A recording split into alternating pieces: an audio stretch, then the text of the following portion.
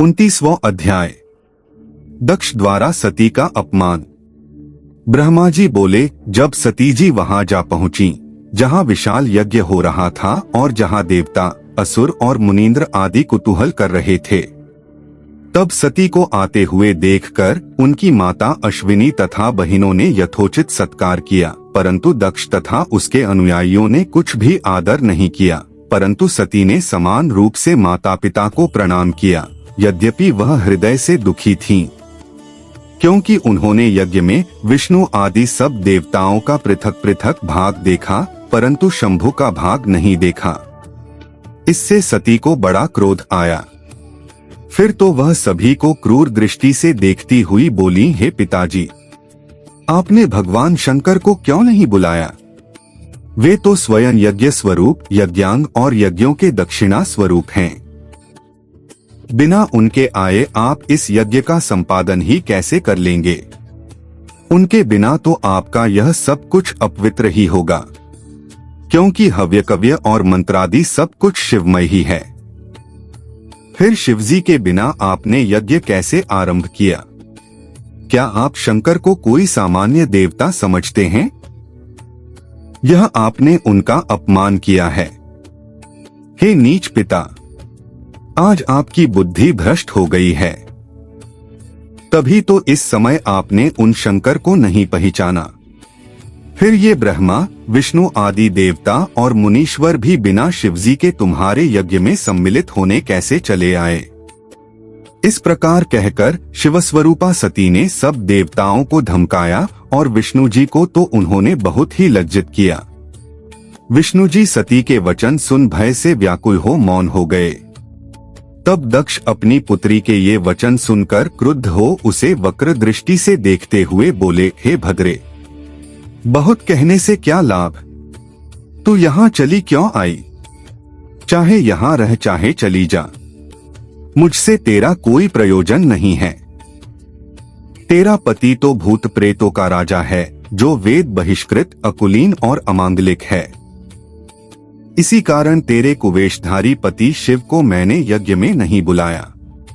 पापी ब्रह्मा के कहने से मैंने तुझे उसके लिए दे दिया। अतएव तू क्रोध न कर और स्वस्थ चित्त हो।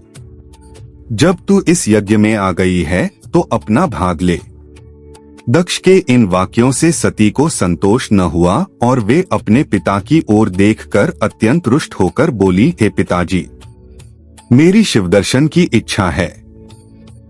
मैं उनके पास कैसे जाऊं और जब वे मुझसे पूछेंगे तब मैं उन्हें क्या उत्तर दूंगी?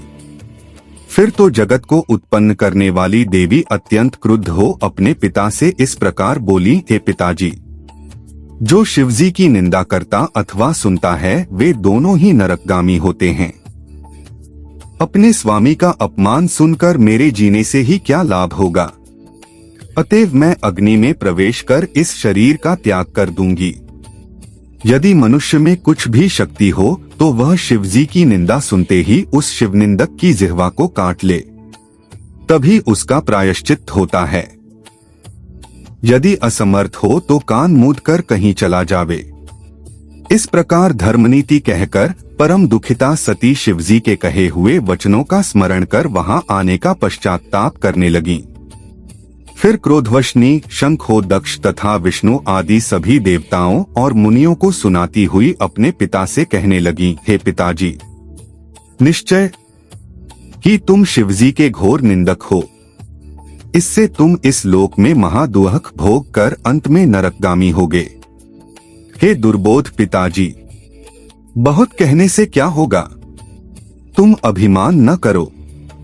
तुम बड़े दुर्बुद्धि तथा दुष्ट हो। अतएव तुमसे उत्पन्न यह देह मेरे किसी काम की नहीं है। जो दुष्ट बड़ों की निंदा करे उसको धिक्कार है। विशेषकर विद्वानों को उससे संबंध नहीं रखना चाहिए। अतएव अब मैं इस देह को त्याग कर ही सुखी होंगी।